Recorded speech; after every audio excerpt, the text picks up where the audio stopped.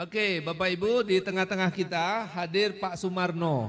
Wah, ini luar biasa. Beliau ini Ketua KPU DKI periode 2013-2018 ya. Dan sekarang Wakil Direktur untuk Direktorat Audit dan Analisa Pemilu Timnas Amin. Tepuk tangan yang meriah.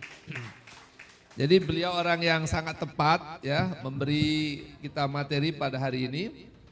Kemarin kalau kita masih ingat adalah Pak Al-Katiri selain memberi motivasi yang cukup banyak juga tentang bagaimana mengawal dan mengamankan suara. Betul ya?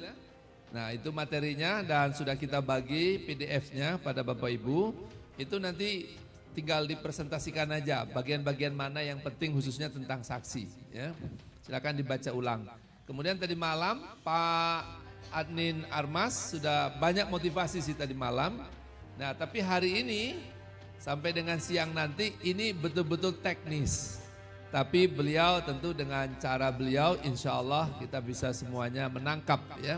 Ini adalah materi utama untuk kita bisa memberikan bekal bagi saksi-saksi kita nanti. Saya rasa saya nggak banyak panjang lebar lagi Pak. Ya, kita berikan aplaus yang meriah untuk Pak Sumarno. Bismillahirrahmanirrahim. Assalamualaikum warahmatullahi wabarakatuh. Alhamdulillah rabbil alamin wassalatu wassalamu ala asyrafil anbiya wal mursalin wa ala alihi washabihi ajmain. Yang sama-sama kita hormati Pak Dr. Legisan, pimpinan kita, Bapak Ibu hadirin yang berbahagia. Syukur alhamdulillah pagi hari ini kita masih bisa melanjutkan aktivitas kita terkait dengan bagaimana kita mengawal sebuah proses ya, perubahan yang sekarang sedang bergerak sedemikian rupa gitu. Kita barangkali adalah bagian kecil dari sekian banyak masyarakat Indonesia yang memiliki keinginan hadirnya perubahan ke arah yang lebih baik gitu. Betapapun peran kita, maka kita apa yang bisa kita lakukan itu ya kita mari memberikan kontribusi ya sepanjang kita bisa memberikan kontribusi itu apapun peran kita.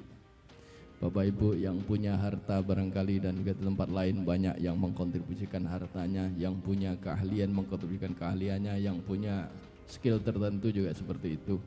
Nah, saya memberikan hal yang teknis berdasarkan pengalaman saya di KPU ya, di beberapa tempat juga begitu. Baik, sekalian, saya sedikit mengenalkan selama 10 tahun saya di KPU Provinsi DKI, 1 tahun menjadi pengawas pemilu di DKI, kemudian tahun 2008 sampai 2018 sebagai KPU, 2008-2013 anggota KPU DKI waktu Pak Jokowi nyalon sebagai gubernur. Makanya waktu kemarin ramai-ramai ijazah saya juga ditanya, waktu itu gimana Mas? Waktu pendaftaran saya memang melihat ijazah tapi fotokopinya, aslinya nggak tahu gitu ya. Kemudian 2013-2018 saya menjadi ketua KPU DKI waktu Pak Anies nyalon sebagai gubernur. Waktu bagaimana pertarungan sedemikian rupa, walaupun pilkada tapi serasa itu sebagai sebuah pilpres gitu ya. Karena kekuatan-kekuatan politik utama di negeri ini semua memaksimalkan untuk memenangkan kandidatnya tahun 2017. Kemudian sudah 2018 selesai, saya kembali ke habitat saya sebagai dosen ilmu politik di Universitas Muhammadiyah Jakarta. Baik Bapak sekalian, saya mohon izin sambil jalan-jalan. Ya. Saya ingin mengajak Bapak Ibu sekalian untuk melihat pemilu kita dalam angka-angka, gitu ya. Kelihatan nggak dari situ ya? Kelihatan ya. Moga-moga nanti dibantu bisa di-share itu ya Pak, PDF-nya ke. Oh sudah di-share ya? Nanti bisa dilihat. Ya. Walaupun sudah tahu, tetapi saya kira nggak apa-apa kita ulang kembali untuk menyadarkan pemahaman kita betapa yang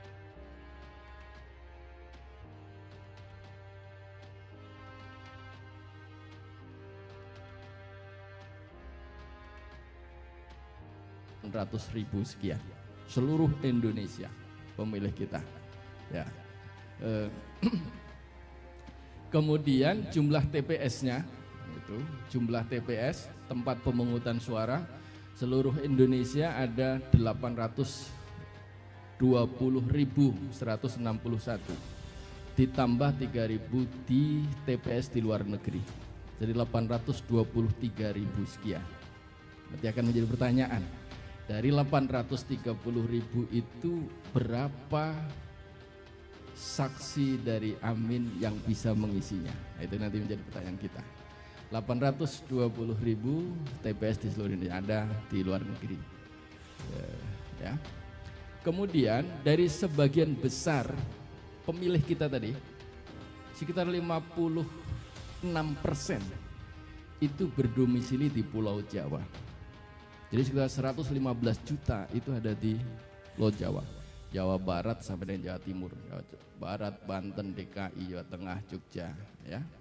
Atau artinya bahwa kemenangan di Jawa itu menjadi sebuah keniscayaan yang secara signifikan akan mempengaruhi kemenangan setiap kandidat.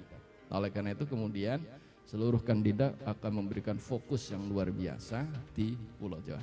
Ini nanti bukan sekedar angka, tapi konsekuensinya pada TPS yang juga cukup banyak, gitu, ya. Jadi,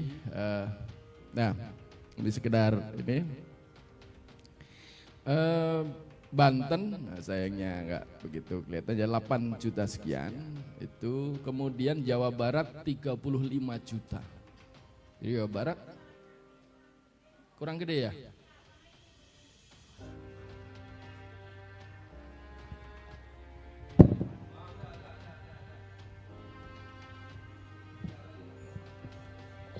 Tes.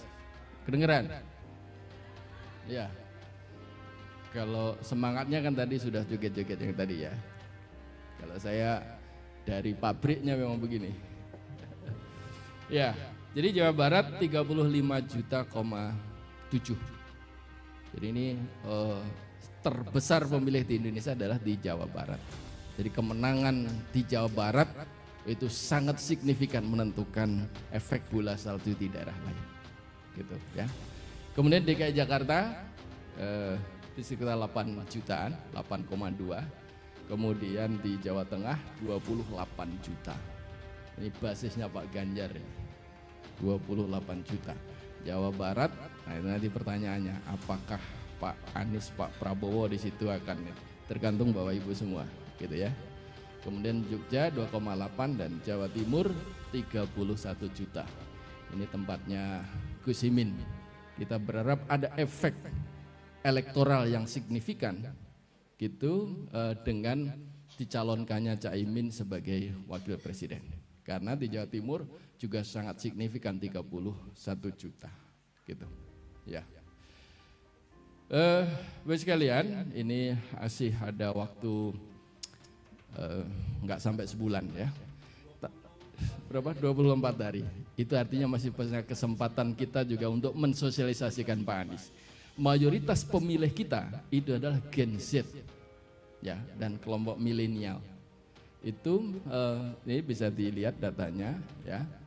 Pemilih terbesar itu adalah pemilih muda gitu. Jadi kalau yang pemilih-pemilih milenial, yang pemilih Gen Z yang ikut K-pop dan segala macam, itu mayoritas mendominasi pemilih kita. Sementara pemilih-pemilih yang sudah seusia kita ini Pak, ini generasi kolonial gitu, itu jumlahnya nggak begitu banyak gitu. Tapi menjadi sangat penting, oleh karena itu di sisa waktu ini pendekatan kepada mereka-mereka kalangan muda, bagaimana kemudian mereka bisa menggunakan hak pilihnya itu dipilihkan ke Pak Anies, itu menjadi sebuah keharusan. Dan syukur alhamdulillah Pak Anies di beberapa waktu terakhir juga sudah merambah ke pemilih muda dengan hadir di TikTok gitu ya. Dan kemudian kemarin Bapak Ibu lihat kelompok-kelompok K-pop Popper, kemudian juga yang membuat Anies Bubble dan sebagainya itu membuat videotron di beberapa tempat. Di Jakarta itu di dekat kantor KPU ada tempat yang sangat strategis, di situ ditayangkan. Tapi sayang dari kontrak selama seminggu baru 1 hari sudah take down. Ya. Kemudian di Bekasi juga begitu, dari kontrak seminggu baru 1 hari sudah tidak. Tapi kemudian ada hikmah yang luar biasa Bapak sekalian. Mereka ingin memadamkan ya Anies, kalau yang lewat, kalau tidak di take down, tidak diturunkan, yang tahu hanya yang lewat di sekitar situ. Tapi begitu diturunkan itu seluruh Indonesia menjadi mengetahui bahwa karena tiap hari diberitakan dan kemudian inilah yang di luar kita gitu ya. Jadi karena itu kemudian akhirnya muncul di Surabaya, muncul di Gorontalo, muncul food truck dan sebagainya. Itu yang anak-anak muda nggak bisa, anak-anak milenial itu kemudian ditekan-tekan yang semacam. Begitu ini ditekan, dia akan mencari dengan cara yang lain lagi. Dan sekarang food truck itu sudah di berbagai tempat, sudah tidak terbendung. Nah, oleh karena itulah Bapak sekalian, dan kalau kita lihat acara-acara desak Anies di berbagai tempat, ketika Pak Anies datang itu masa yang begitu besar. Pertanyaannya, gitu. Apakah itu nanti juga akan sekaligus terkonversi menjadi suara Pak Anies? Inilah yang kemudian keharusan kita untuk menjaganya. Gitu. Sebelum ke sini, nah ini ada 10 provinsi dengan jumlah pemilih yang besar dan TPS yang terbanyak. Di Jawa Barat 140.000 TPS, 140.457. Itu artinya kalau satu TPS Amin akan menempatkan 2 orang saksi, maka kira-kira perlu sekitar 280 ribu. Sekarang Jawa Barat saja, sekarang kita sudah punya berapa saksi? Nah, ini menjadi pertanyaan ya. Di Jawa Timur 120.000 TPS, itu artinya perlu 240.000 saksi ya. Kemudian di Jawa Tengah juga seperti itu, dan di tempat-tempat lain. Nah, ini tantangan kita luar biasa sekalian. Saksi yang kita butuhkan itu menjadi sangat besar. Saya ingin mengutip sebuah kutipan dari Bang Karni Ilyas. Gitu. Dia bilang bahwa dia ngutip juga, orang-orang yang memberikan vote, yang memberikan suara tidak menentukan hasil dari pemilu. Seberapa banyak pun pendukung tidak menentukan hasil pemilu. Boleh jadi mereka memberikan suara kepada peserta pemilu, tetapi yang menentukan siapa? Orang yang menghitung suara itu. Betul Bapak sekalian. Tuh. Siapa yang menghitung suara? KPU, bukan saksi. Yang menghitung KPU, KPU yang menghitung, KPU pula yang menentukan suara A berapa, suara B berapa, suara C berapa. Mereka lah yang menentukan.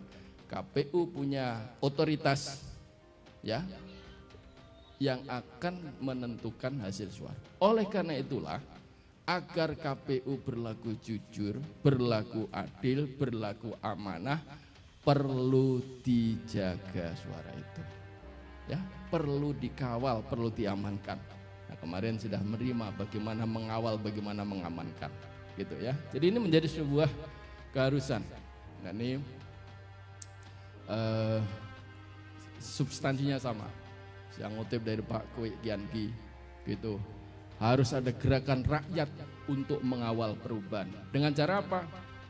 Beramai-ramai untuk menjaga TPS. Ya, beramai-ramai. Kalau tidak dijaga, suara itu bisa kemana-mana. Saya pengalaman 10 tahun di KPU, 1 tahun di pengawas pemilu. Saya tahu Bu, suara itu kayak punya sayap, dia bisa terbang ke sana kemari. Ada rodanya bisa menggelinding ke kanan ke kiri. Gitu. Oh, masa ajaib. Suara di bawah kok banyak, kan banyak caleg gitu. Begitu sampai di atas, loh, kemana tuh suara? Gitu. Itu bisa terjadi di mana? Dulu Pilpres, Pak Prabowo sudah di 2019, Pak Prabowo sudah sujud syukur kan laporan dari timnya di daerah. Begitu ditetapkan KPU, kalah ternyata. Inilah pentingnya Bapak sekalian, kita wajib.